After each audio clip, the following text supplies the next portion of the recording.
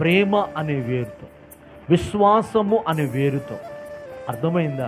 రక్షణ అనే వేరుతో, క్షమాహృదయం అనే వేరుతో నువ్వేమవుతుండాలి? దయ అన్నటువంటి వేరుతో నువ్వేమవుతుండాలి? వేరు పారుతూ.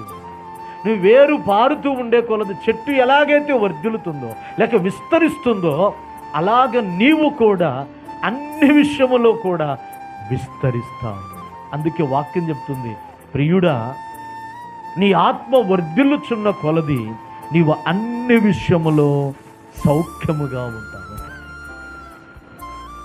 ఆత్మీయతలను వర్ధిల్లితే నీవు అన్ని విషయాలను వర్ధిల్లుతావు.